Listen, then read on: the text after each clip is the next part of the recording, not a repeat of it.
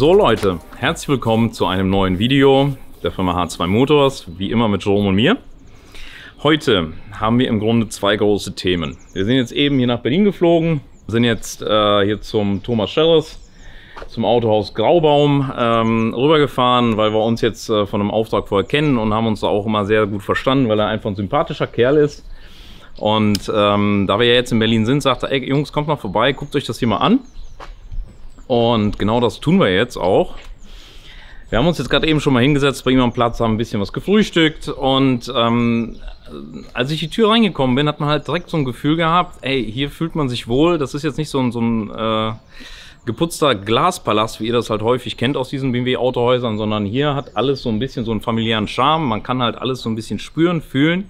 Und das finde ich halt richtig geil. Wir haben jetzt gerade eben die Jungs mal kennengelernt und er zeigt uns jetzt gerade so ein bisschen was und wir haben das jetzt mal als Anlass genommen, um mal einzusteigen, weil hier sind so viele Eindrücke, so viel halt auch, ja, wie sagt man das am besten? Die Autos, die hier gemacht werden, also wirklich das ganze Spektrum ist sehr, sehr breit gefächert. Wir haben hier, ich weiß nicht, so viele Achter habe ich noch nie auf einem Haufen gesehen. Wir haben hier 38 stehen, die 60 stehen, 90er, die 9, also wirklich alles durch und durch. Du nimmst gleich mal ein bisschen was auf, ja, damit ihr den Eindruck bekommt, was hier abgeht. Und das Schöne ist halt einfach auch, mich haben schon ein paar Leute gefragt, ey, wir brauchen in Berlin und Umgebung irgendwie ein cooles Autohaus, wo wir wirklich hinfahren können mit dem BMW. Und wir hören natürlich auch vieles im Gegenteil, wo dann Leute sagen, ey, ich fahre nicht mehr zu BMW. Aber hier kann man wirklich ganz beruhigt hinfahren. Ich denke, ihr seid hier auch sehr, sehr gut aufgehoben. Und er war jetzt gerade kurz weg. Wir haben die Situation kurz genutzt, um mal anzumoderieren. Komm mal einfach hier zu. So, sag mal Hallo. Hallo, liebe Gemeinde. Hab heute großen Besuch. Nein, alles gut. Vielleicht stellst du dich eben ganz kurz erstmal vor. Und was ihr hier so macht, wie eure Philosophie ist. Weil du lebst das ja. Ne? Man merkt das sofort. Ja, erstmal danke für den Besuch. Ja, sehr gerne. Danke für die Einladung. Wir haben ja noch einen kleinen Weg vor uns durch Berlin. Ich mach's mal kurz. Thomas Scherres ist mein Name. BMW Autohaus Graubaum in Berlin. Älteste BMW-Betrieb in Ostdeutschland. Gab's schon vor der Wende. Echt? Und wir haben einen großen Kundenstamm. Machen viel Klassik. Vor allen Dingen unsere große Liebe, der 8er BMW. Ist uns nicht entgangen. Da können wir auch wirklich sagen, 250 Autos im Service. Alle Dinge, die da erledigt werden müssen. Mit deiner Hilfe den Motor, den M73. Stimmt. So haben wir uns kennengelernt, ja. Wo wir uns so kennengelernt haben. Übermaß. Motor nochmal gerettet, nicht mehr lieferbar. Und ja, dann machen wir heute eine kleine Runde. Und bin erfreut, dass du da bist. Ja, du, sehr gerne. Wir haben ja mit deinen Jungs schon ein bisschen gequatscht. Und ich habe dir ja gesagt, hör mal, die sind fast genauso wie unsere. Ne? Ich habe jetzt mit einem was länger gequatscht und dann sagte, ey, es macht so viel Spaß, diese älteren Autos einfach zu machen. Und ich habe ihm dann auch gesagt, du bleib noch ein paar Jahre am Ball. Wenn du das gesehen hast, kannst du auf der ganzen Welt arbeiten. Ja. Wenn man halt wirklich noch Mechanik kennenlernt, man lebt das auch ein bisschen, man versteht auch einfach besser, wie auch zum Teil auch Systeme zusammenhängen, wie du einen Fehler suchst, gerade bei den älteren Autos halt noch vielleicht nicht aufwendiger als bei den neuen. Bei den neuen ist es alles sehr, sehr komplex geworden. Aber du lernst halt wirklich noch die Mechanik. Ja, und für die Mitarbeiter selber ist das auch eine große Herausforderung. Die Vielfalt ist eigentlich so das Hauptproblem. Die aktuellen BMW-Modelle bis hin 30 Jahre rückwärts, noch älter machen wir fast gar nicht. Das also muss auch abgedeckt werden. Aber das ist so, dass die Leute natürlich dadurch auch oft sehr gefordert sind, auch in der Vielfalt das irgendwie so zu machen, dass sie qualitativ auf höchstem Level sind. Wir haben auch viel dazugelernt, versuchen auch unseren Kunden gerecht zu werden. Geht auch nicht immer alles glatt, aber wir müssen halt am Ende des Tages müssen beide Seiten zufrieden sein. Und da haben wir viele tolle Resonanzen und ja, das glaube ich, weil auch von BMW-Seiten selber, ja. Also das ist jetzt, wir haben einen guten Stand in München, ja, und ja, so ist es. Ja, es gibt halt kleine Firma, Familienbetrieb. Das ist halt immer das Gute und wenn wir BMW-Autohäuser empfehlen, dann sind es oftmals auch kleinere Betriebe. Weil ich finde bei den Großen, das merken wir halt auch sehr, sehr viel, gerade dann Kommunikation, sehr schwierig. Der eine weiß nicht, was der andere macht. Oftmals ist dann auch die persönliche Kundenbetreuung auch sehr, sehr schwierig, weil oftmals hast du dann 4, 5, 6 Serviceberater dann da sitzen und ich habe manchmal das Gefühl, die haben gar keinen Bock. Na, oftmals kannst du dann dem Kunden viel, viel einfacher helfen, wenn du dich der Sache vernünftig annimmst, ja, prüfst eine Kulanz oder wie auch immer. Oftmals kommen dann die Kunden zu uns und ich gucke mir das Auto an. Ich sage, 3 Jahre alt, 50 gelaufen. Ich sage, was ist mit Kulanz? Ja, nee, abgelehnt. Ja. Und das ist schwierig, finde ich. Also die Kulanzregelung ist ja jedem Händler obliegt die freie Entscheidung, gibt eine neue Kulanzregelung. Und Das ist immer der Mensch vor Ort, ne? Ja, ja. Der einsatzbereit ist, der auch die ganzen unterschiedlichen Schnittstellen bedient. Und heute ein Serviceberater bei BMW arbeitet in 12, 13 Schnittstellen. Ne? Kulanzgarantie, Versicherung, Glasbruch, Gewährleistung. Tricky. Ja, so. Was mir gerade noch aufgefallen ist, ihr achtet sehr aufs Detail. Ich habe diese Vermessung gesehen, die Vermessungsanlage, dann hast du eine ganz aufwendig oder ein aufwendigeres Verfahren als sonst ein Reifenhändler, Räder zu machen. Warum? Erstens mal sind es BMW-Standards. Wirklich? Das sind BMW-Standards und in der Regel sollten die auch überall so erfüllt sein. Und ja, Achsmessgerät ist halt nagelneu. Die neuesten Autos fahren selber bis da, automatisiertes Fahren. Da darf gar nichts mehr schief gehen in der Vermessung, dass die Kinematik da auch vernünftig funktioniert. Ja, Rad-Reifen-Kombination wird von vielen ja seit Jahrzehnten unterschätzt. Weshalb? Naja, der Umgang. Ja, wir haben vorhin über Vorwärme gesprochen. Vorwärme, ja.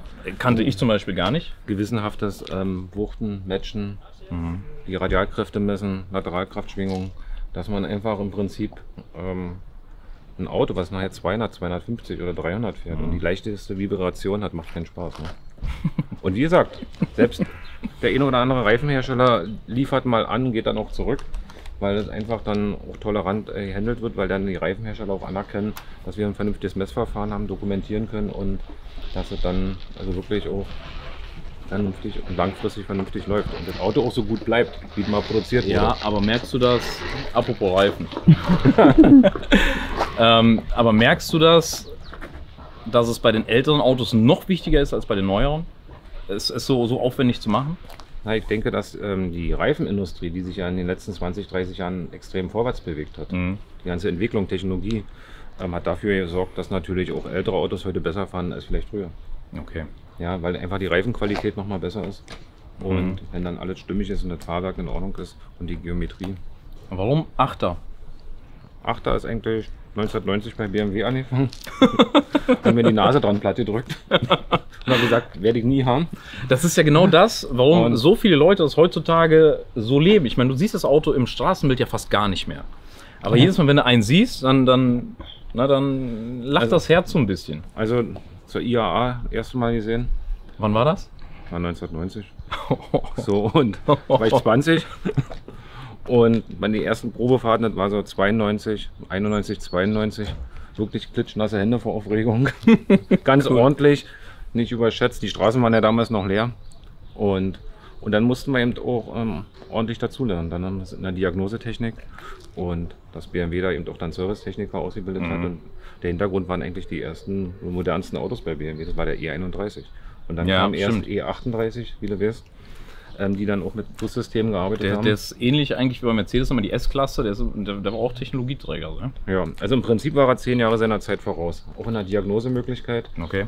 Und wirklich toll durchdacht. Und wenn du heute Teile ausbaust und siehst, wie ordentlich die Kabel so verlegt sind, da steckt so viel Detailliebe auch drin, auch von der Entwicklung damals, kann man echt nur einen Hut ziehen. Und wenn du heute ein Video siehst von der Produktion vom Achter und damit nie so viel zu tun hattest, dann denkst du ja nicht, dass es 30 Jahre alt ist. Ne? Das ist dann auch so krass, ja. Ja, Wahnsinn. Also ihr seht, er lebt das, seine Jungs leben das auch. Also wenn ihr wirklich ältere Autos habt, ne, und ihr seid irgendwie mit irgendeiner Werkstatt oder vielleicht mit eurem Autohaus unzufrieden. Also ich würde sagen, ihr seid hier gut aufgehoben. Ja, und herzlich willkommen. Was sagst du? Und herzlich willkommen. Ja, hey. So, was machen wir jetzt?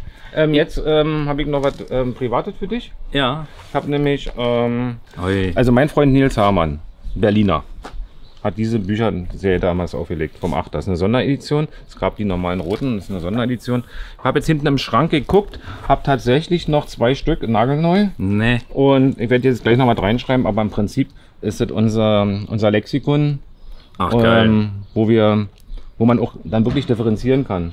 Wann wurde welches Modell gebaut, welches Modell ist werthaltiger, wie oft gibt es die Farbe, welcher Motor wurde in welchen Wagen eingebaut. Hochinteressant, was damals schon BMW gemacht hat und krass, also eigentlich tolle Lektüre, auch zum Einlesen und der Nils, der es gemacht hat, mit viel Herzliebe, viel Aufwand hat das Buch geschrieben.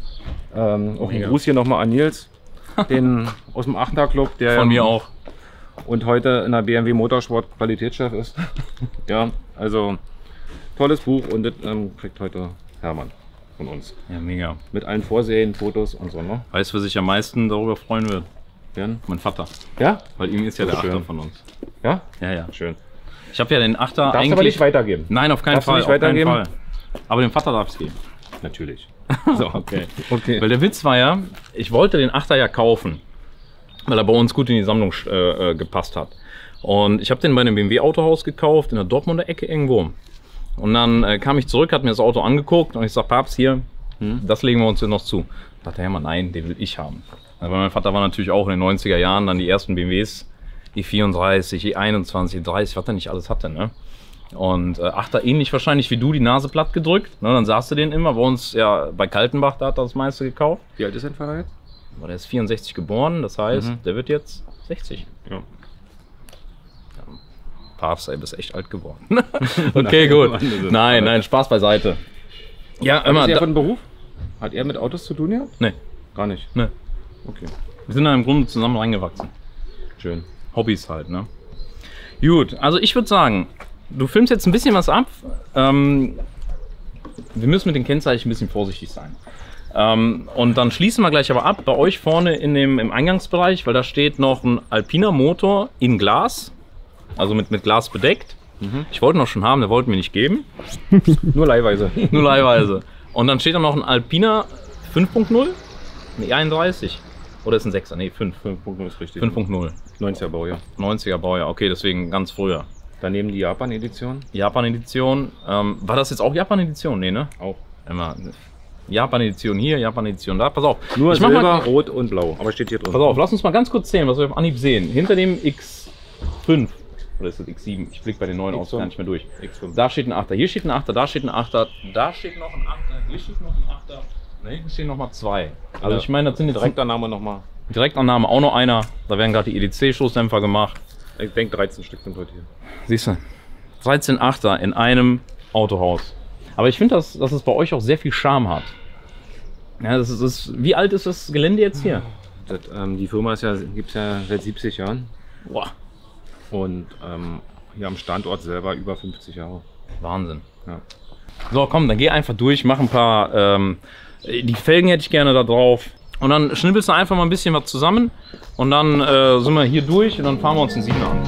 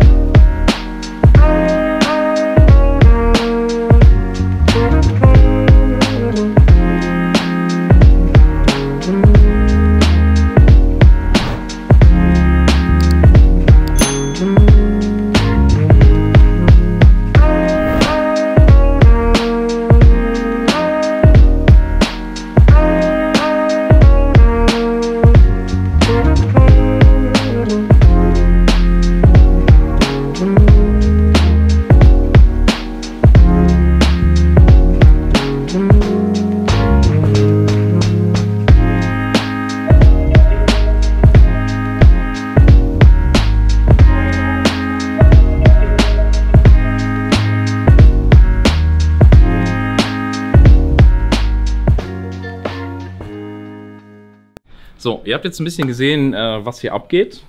Ich hoffe, ihr habt auch das gleiche Gefühl bekommen wie wir zwei auch. Wir waren hier und da an der einen oder anderen Stelle schon ein bisschen baff. Aber wir machen jetzt im Grunde mehr oder weniger den Abschluss hier und fahren jetzt gleich zusammen und gucken uns im Grunde dann das Auto an, worum es dann heute im Teil 2 geht. Das ist ein 7er E38, dafür sind wir extra nach Berlin geflogen.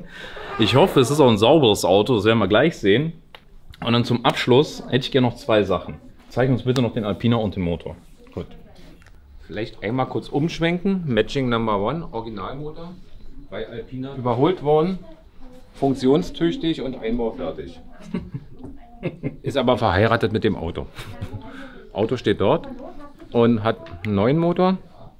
Hat der Vorbesitzer großen Wert drauf gelegt, dass der letzte Motor nochmal neu aufgebaut wird mit Originalteilen von BMW in Kombination mit Alpina. Alpina hat ihn dann zusammengebaut. Und so ist jetzt praktisch der neue Motor in der drin und der Matching Number 1 als Reserve hinter Glas hier. Du, aber jetzt, wenn wir schon über Alpina sprechen. Wir hatten jetzt mit den Jungs auch häufiger zu tun. Jetzt in den letzten Wochen, also wirklich häufiger. Wie findest du die Zusammenarbeit mit denen? Also beste Grüße an Alpina. Wir haben unsere Ansprechpartner und soll ich jetzt Namen nennen? Nee. Ich glaube, das kannst du machen. Ich habe dann in der Teileversorgung im Teilebereich einen ganz netten Ansprechpartner, auf den berufe ich mich schon seit Jahren, der heißt Herr Johansson.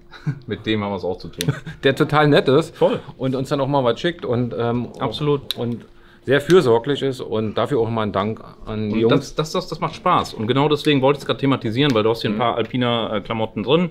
Es geht jetzt auch um den B12. Und deswegen auch von unserer Stelle aus, also wirklich ein recht herzliches Dankeschön, weil das echt mega funktioniert. Ja. Also das ist echt, ne, das passt halt auch einfach, ne, zu so kleineren Läden. Da hängen ja auch noch 3 Jacken. Ja, siehst du, da hängen noch 3 Jacken. Und hier ist eine extra Ausstellung nur Alpina. Ja. Und ich finde, die machen das wirklich sehr, sehr gut. Die machen das mit viel Herzblut, die betreuen das schön. Und dann, da hat man auch ein gutes Gefühl einfach dabei. Muss man echt so sagen. Also das an der Stelle. So. Also das ist ein früher, deswegen 5.0, ne? Was hast du gesagt? 90, 91? 90. Boah. Bist du mit dem Pinselchen durchgegangen, oder? Nein, sieht schon okay aus. Aber richtig schön, ne? Könnte noch ein Ticken besser sein. Schönen Gruß an alle aus dem Club. Könnte natürlich noch mal Ideechen mehr sauber sein, aber wir waren nicht ganz so vorbereitet auf die Reinigung. Aber mega. Fährst du den noch? Ja, immer zu den Treffen. Ansonsten wird er geschont. Ist er angemeldet? Nee. Das heißt, du fährst dann mit roter Nummer? Mit roter Nummer zum Treffen, dass er gar nicht so viel Kilometer kriegt. Aber wie siehst du das? Die anderen sind richtig angemeldet. Aber wie siehst du das grundsätzlich? Im Grunde steht er sich ja eigentlich kaputt. Nee. Nein? Nein. Wie viel fährst du mit im Jahr? 1500 Kilometer. Ja, okay. Kriegt einmal im Jahr einen Ölwechsel. Das ist gut. Was gibst du da rein? Naja, 0,30. Bist du nicht zu dünn? Machen wir auch mal so. Unser Special Mix Geschichten 10W40. Ja. Ja. Aber ursprünglich 1990 haben wir in die Motoren 0W30 reingemacht. Echt jetzt? Aber Hauptlieferant war damals Castrol. Das Coole an Castrol war damals, dass die tatsächlich das Öl sah grünlich aus. Das war ein ganz tolles Motoröl und das war diese 0W30 und das haben wir immer in diese Motoren damals gemacht. Witzig. Ja. Seht ihr, man lernt nie aus. So, und deswegen würde ich fast sagen, wir schließen hier ab. Du fährst uns noch freundlicherweise darüber. Ich habe jetzt schon mitbekommen, du hast gleich noch ein anderes Meeting, so wie das aussieht. Aber wir nutzen jetzt die Zeit, düsen dahin, Berliner Ring, und dann gucken wir uns die Kiste schnell zusammen an. Einmal die Hauptstadtautobahn.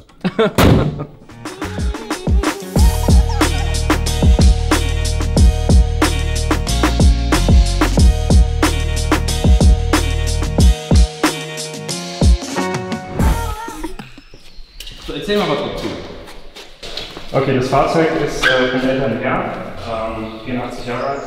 Die Frau hat ihn nicht mehr erlaubt zu fahren. Echt? Das ist jetzt vorbei, die Tochter auch. Und der hat wirklich extrem geweint, also bei dem Fahrzeug. Das ist mir auch persönlich wichtig, dass es in gute Hände kommt, weil das Fahrzeug ist tipptopp, 1A. Das findest du so, glaube ich, auch kein zweites Mal. Ja, du, ich meine, wir haben das Auto ja schon durchgecheckt durch die ganze Service-Historie. Also der ist wirklich immer bei BMW gewesen. Und es ist halt schwierig, aktuell einen zu bekommen in einem guten Zustand. Ne? Können wir den vielleicht rausfahren? Natürlich, ja. Ja, dass wir den im Tageslicht sehen. Aber das ist noch der gute alte Geruch, ey. Ha.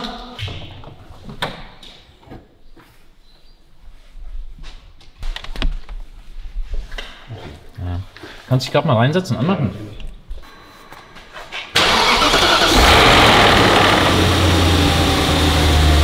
Bahnhof habt ihr gehört, steht lange, ne?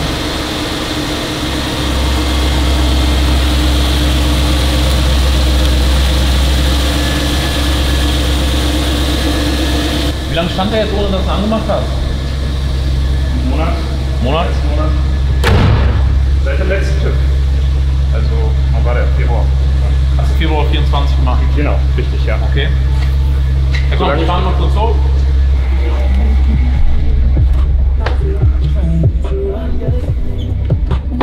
Oh, 7 natürlich echt ein Schiff, ne, im Vergleich zum 5er. So, Spiegel sehe ich. Am Fuß dann Steinschlag. Scheiße. Mal ist ausgegangen. Wir müssen noch mal.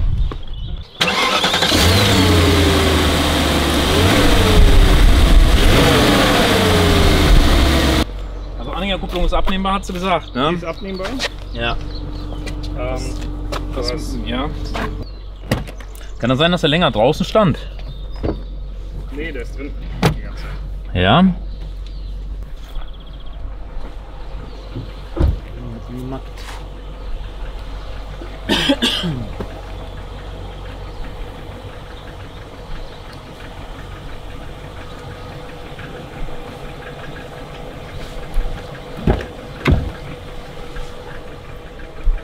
Der Motor läuft leise, ne? Ja. Eben beim Starten hat man die Bahn auch schon ein bisschen gehört. Beim zweiten Mal war aber schön weich. Hä? Beim zweiten Mal war aber schön weich. Ja, ja, natürlich. Ja. Aber das hast du immer, wenn du Ja. die alten Bahnhofsmotoren aus hast und dann nach einem Monat startest. Das ist nichts Unübliches.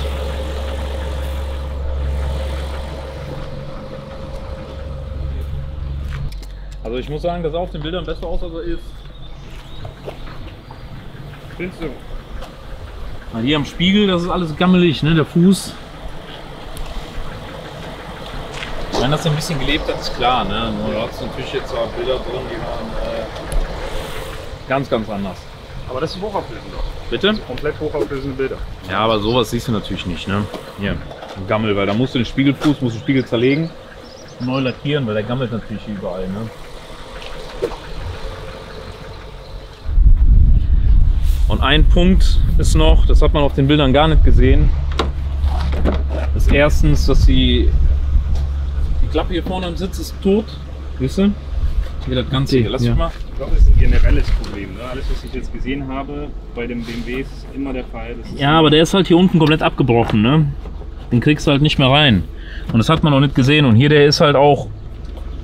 Also ich habe eigentlich auf den Bildern oder von den Bildern her ein besseres Auto erwartet. Das muss ich ehrlich so sagen.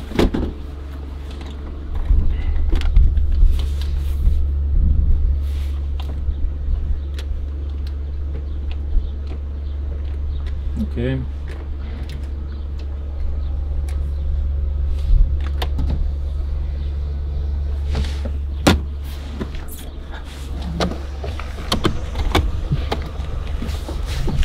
Und der Fahrersitz ist zerkratzt. Aber ordentlich. Ja. Das Auto hatte gar keine Aufbereitung, nichts. Hier der Pin ist nicht drin. Deswegen knackt der auch so. Ja, ich glaube, das bleibt nicht aus, wenn du dann eine Batterie tauscht. Nee, hinten die Kinderverkleidung, da gehen die ganzen Lügen und so. Nein, der hat komplett bei BMW Kofferraum, alle Verkleidung raus, Hohlraum, da rein, wo es ging. Also das siehst du in der Historie, das kriegt man auch alles hin. Nur ich finde, wenn man solche Arbeiten durchführt, weißt du, dann erwartet man schon, dass die so ein Scharnier vernünftig... ja, klar. Also wie gesagt, ich will den nicht madig reden. Nee, ja. Soll ich mal fahren? Du kannst gerne fahren, ich meine, du kennst die Dinger ja auch. Ich mach die Rotnummer drauf. Ja, wenn die Nummer einverstanden ist. Abzüge in der B-Note.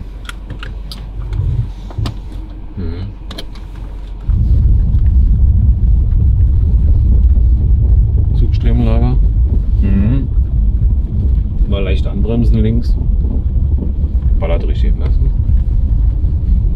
Man hört es auf der Vorderachse, ne? Ja. Jetzt soll er zurückschlagen von den Zugsträben. Mhm. Ein Hoch auf die Straßen Berlins. Genau. Ja, da kommt die Wahrheit ans Licht. Ja, ist so.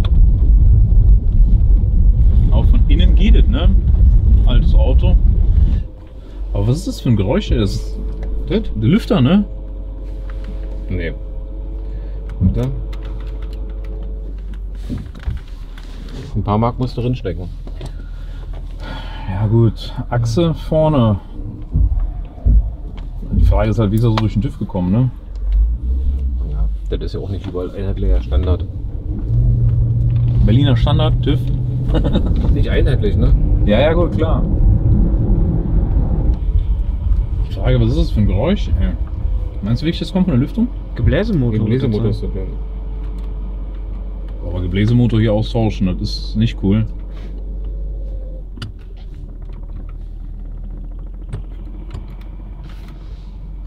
Nee.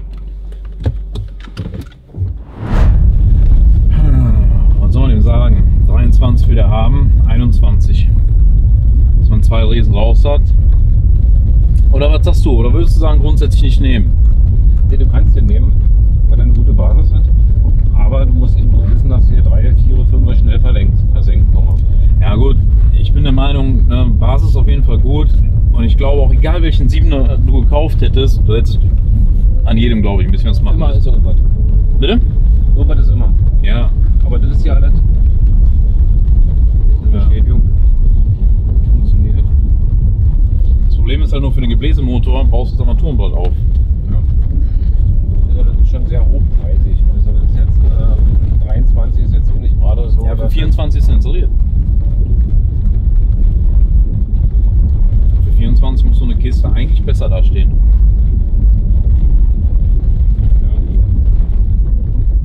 Weil Batterie musst du auch einrechnen, die muss neu. Dann bist du auch schnell wieder bei 300 Flocken. Also 5000 sind hier kein Thema. Bitte? 5000 zu investieren sind hier kein Thema. Klar kann man das in Eigenleistung machen, aber trotzdem musst du Teile kaufen. Und das. Ja, natürlich. Und wenn jetzt ein Laie kommt und keine Ahnung hat und das Auto kauft, dann ist der in einem Jahr bei 30 für das Auto. Oder bei 31. Ich schwöre dir, der hat die Kiste für 12 von dem Opa gekauft. So, also wir haben jetzt hier ein bisschen was gesehen. Wir werden auch noch ein bisschen was verhandeln müssen. Mal gucken, ob er mitgeht. Ich bin ein bisschen skeptisch, aber Ziel ist 21, besser 20. Und dann haben wir nämlich immer noch ein kleines Pölsterchen, um was zu machen. Batterien müssen wir machen, dann, ihr hört, Gebläsemotor und so weiter und so fort. Und hier und da ein paar Schönheitsreparaturen. Vorderachse. Vorderachse, genau. Ja, gucken wir mal, was er sagt. Wir sehen uns gleich wieder.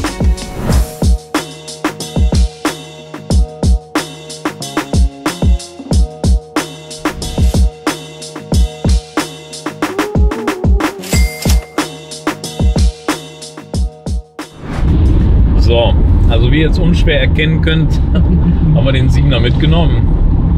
Es waren jetzt sehr zähe Verhandlungen. Ich weiß auch gar nicht, was ihr da jetzt von den Verhandlungen mitbekommen habt und was nicht.